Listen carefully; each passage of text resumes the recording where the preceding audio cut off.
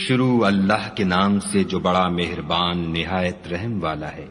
جو چیزیں آسمانوں میں ہیں اور جو چیزیں زمین میں ہیں سب خدا کی تسبیح کرتی ہیں اور وہ غالب حکمت والا ہے۔ وہی تو ہے جس نے کفار اہل کتاب کو حشر اول کے وقت ان کے گھروں سے نکال دیا، تمہارے خیال میں بھی نہ تھا کہ وہ نکل جائیں گے، اور وہ لوگ یہ سمجھے ہوئے تھے کہ ان کے قلعے ان کو خدا کے عذاب سے بچا لیں گے، مگر خدا نے ان کو وہاں سے آ لیا جہاں سے ان کو گمان بھی نہ تھا، اور ان کے دلوں میں دہشت ڈال دی کہ اپنے گھروں کو خود اپنے ہاتھوں اور مومنوں کے ہاتھوں سے اجاڑنے لگے۔ تو اے بصیرت کی آنکھیں رکھنے والو، عبرت پکڑو، اور اگر خدا نے ان کے بارے میں جلا وطن کرنا نہ لکھ رکھا ہوتا تو ان کو دنیا میں بھی عذاب دے دیتا، اور آخرت میں تو ان کے لیے آگ کا عذاب تیار ہے۔ یہ اس لیے کہ انہوں نے خدا اور اس کے رسول کی مخالفت کی، اور جو شخص خدا کی مخالفت کرے تو خدا سخت عذاب دینے والا ہے۔ مومنوں، کھجور کے جو درخت تم نے کاٹ ڈالے یا ان کو اپنی جڑوں پر کھڑا رہنے دیا سو خدا کے حکم سے تھا، اور مقصود یہ تھا کہ وہ نافرمانوں کو رسوا کرے۔ اور جو مال خدا نے اپنے پیغمبر کو ان لوگوں سے لڑائی بھڑائی کے بغیر دلوایا ہے اس میں تمہارا کچھ حق نہیں، کیونکہ اس کے لیے نہ تم نے گھوڑے دوڑائے نہ اونٹ، لیکن خدا اپنے پیغمبروں کو جن پر چاہتا ہے مسلط کر دیتا ہے، اور خدا ہر چیز پر قادر ہے۔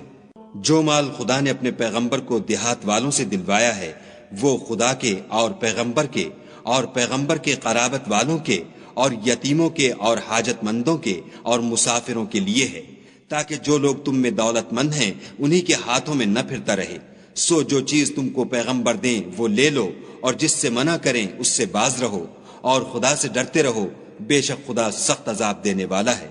اور ان مفلسان تارک الوطن کے لیے بھی جو اپنے گھروں اور مالوں سے خارج اور جدا کر دیے گئے ہیں، اور خدا کے فضل اور اس کی خوشنودی کے طلبگار اور خدا اور اس کے پیغمبر کے مددگار ہیں، یہی لوگ سچے ایماندار ہیں۔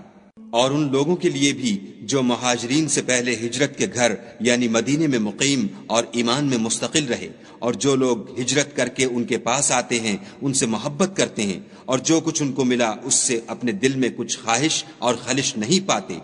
اور ان کو اپنی جانوں سے مقدم رکھتے ہیں خواہ ان کو خود احتیاج ہی ہو، اور جو شخص حرص نفس سے بچا لیا گیا تو ایسے ہی لوگ مراد پانے والے ہیں۔ اور ان کے لیے بھی جو ان مہاجرین کے بعد آئے اور دعا کرتے ہیں کہ اے پروردگار ہمارے اور ہمارے بھائیوں کے جو ہم سے پہلے ایمان لائے ہیں گناہ معاف فرما، اور مومنوں کی طرف سے ہمارے دل میں کینہ و حسد نہ پیدا ہونے دے، اے ہمارے پروردگار تو بڑا شفقت کرنے والا مہربان ہے۔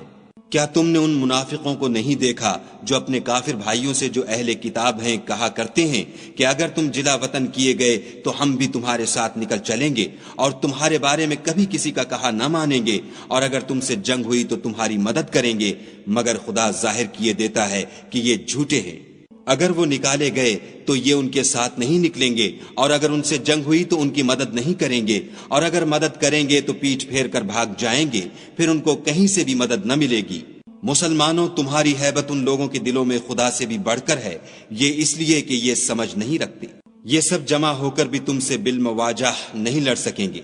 مگر بستیوں کے قلعوں میں پناہ لے کر یا دیواروں کی اوٹ میں مستور ہو کر ان کا آپس میں بڑا رعب ہے۔ تم شاید خیال کرتے ہو کہ یہ اکٹھے اور ایک جان ہیں، مگر ان کے دل پھٹے ہوئے ہیں، یہ اس لیے کہ یہ بے عقل لوگ ہیں۔ ان کا حال ان لوگوں کا سا ہے جو ان سے کچھ ہی پیشتر اپنے کاموں کی سزا کا مزہ چکھ چکے ہیں، اور ابھی ان کے لیے دکھ دینے والا عذاب تیار ہے۔ منافقوں کی مثال شیطان کی سی ہے کہ انسان سے کہتا رہا کہ کافر ہو جا، جب وہ کافر ہو گیا تو کہنے لگا کہ مجھے تجھ سے کچھ سروکار نہیں، مجھ کو تو خدائے رب العالمین سے ڈر لگتا ہے۔ تو دونوں کا انجام یہ ہوا کہ دونوں دوزخ میں داخل ہوئے، ہمیشہ اس میں رہیں گے، اور بے انصافوں کی یہی سزا ہے۔ اے ایمان والو، خدا سے ڈرتے رہو، اور ہر شخص کو دیکھنا چاہیے کہ اس نے کل یعنی فردائے قیامت کے لیے کیا سامان بھیجا ہے، اور ہم پھر کہتے ہیں کہ خدا سے ڈرتے رہو، بے شک خدا تمہارے سب اعمال سے خبردار ہے۔ اور ان لوگوں جیسے نہ ہونا جنہوں نے خدا کو بھلا دیا تو خدا نے انہیں ایسا کر دیا کہ خود اپنے تئیں بھول گئے، یہ بد کردار لوگ ہیں۔ اہل دوزخ اور اہل بہشت برابر نہیں، اہل بہشت تو کامیابی حاصل کرنے والے ہیں۔ اگر ہم یہ قرآن کسی پہاڑ پر نازل کرتے تو تم اس کو دیکھتے کہ خدا کے خوف سے دبا اور پھٹا جاتا ہے، اور یہ باتیں ہم لوگوں کے لیے بیان کرتے ہیں تاکہ وہ غور کریں۔ وہی خدا ہے جس کے سوا کوئی معبود نہیں، پوشیدہ اور ظاہر کا جاننے والا، وہ بڑا مہربان نہایت رحم والا ہے۔ وہی خدا ہے جس کے سوا کوئی عبادت کے لائق نہیں، بادشاہ حقیقی، پاک ذات ہر عیب سے، سلامتی امن دینے والا، نگہبان، غالب، زبردست بڑائی والا، خدا ان لوگوں کے شریک مقرر کرنے سے پاک ہے۔ وہی خدا تمام مخلوقات کا خالق،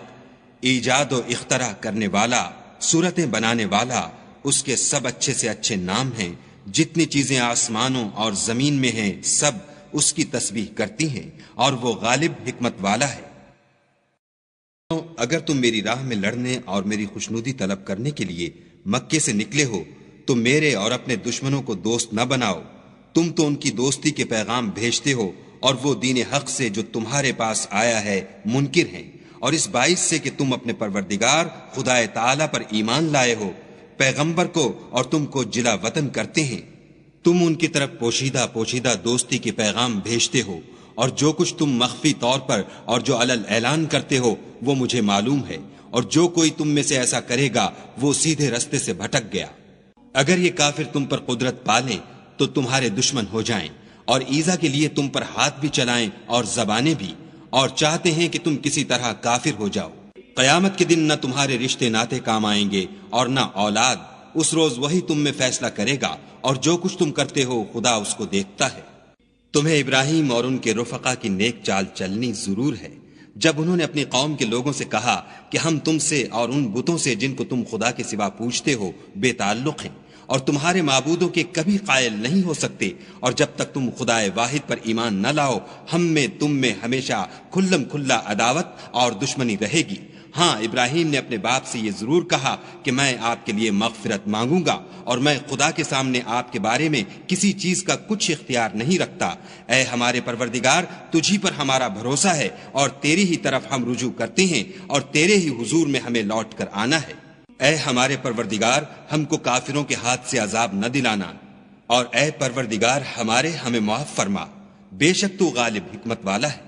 تم مسلمانوں کو، یعنی جو کوئی خدا کے سامنے جانے اور روز آخرت کے آنے کی امید رکھتا ہو، اسے ان لوگوں کی نیک چال چلنی ضرور ہے، اور جو روگردانی کرے تو خدا بھی بے پرواہ اور سزاوار حمد و ثنا ہے۔ عجب نہیں کہ خدا تم میں اور ان لوگوں میں جن سے تم دشمنی رکھتے ہو دوستی پیدا کر دے، اور خدا قادر ہے اور خدا بخشنے والا مہربان ہے۔ جن لوگوں نے تم سے دین کے بارے میں جنگ نہیں کی اور نہ تم کو تمہارے گھروں سے نکالا، ان کے ساتھ بھلائی اور انصاف کا سلوک کرنے سے خدا تم کو منع نہیں کرتا۔ خدا تو انصاف کرنے والوں کو دوست رکھتا ہے۔ خدا انہی لوگوں کے ساتھ تم کو دوستی کرنے سے منع کرتا ہے جنہوں نے تم سے دین کے بارے میں لڑائی کی اور تم کو تمہارے گھروں سے نکالا، اور تمہارے نکالنے میں اوروں کی مدد کی، تو جو لوگ ایسوں سے دوستی کریں گے وہی ظالم ہیں۔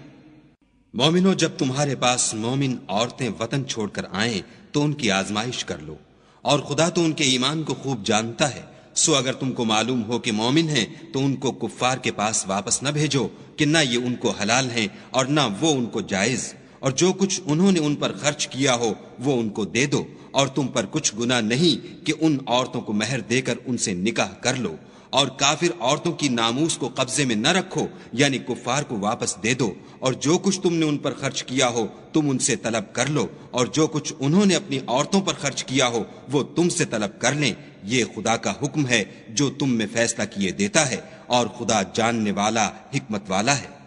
اور اگر تمہاری عورتوں میں سے کوئی عورت تمہارے ہاتھ سے نکل کر کافروں کے پاس چلی جائے اور اس کا مہر وصول نہ ہوا ہو، پھر تم ان سے جنگ کرو اور ان سے تم کو غنیمت ہاتھ لگے تو جن کی عورتیں چلی گئی ہیں ان کو اس مال میں سے اتنا دے دو جتنا انہوں نے خرچ کیا تھا، اور خدا سے جس پر تم ایمان لائے ہو ڈرو۔ اے پیغمبر صلی اللہ علیہ وآلہ وسلم، جب تمہارے پاس مومن عورتیں اس بات پر بیعت کرنے کو آئیں کہ خدا کے ساتھ نہ تو شرک کریں گی، نہ چوری کریں گی، نہ بدکاری کریں گی، نہ اپنی اولاد کو قتل کریں گی، نہ اپنے ہاتھ پاؤں میں کوئی بہتان باندھ لائیں گی، نہ نیک کاموں میں تمہاری نافرمانی کریں گی، تو ان سے بیعت لے لو اور ان کے لیے خدا سے بخشش مانگو، بے شک خدا بخشنے والا مہربان ہے۔ مومنوں، ان لوگوں سے جن پر خدا غصے ہوا ہے دوستی نہ کرو، کیونکہ جس طرح کافروں کو مردوں کے جی اٹھنے کی امید نہیں، اسی طرح ان لوگوں کو بھی آخرت کے آنے کی امید نہیں۔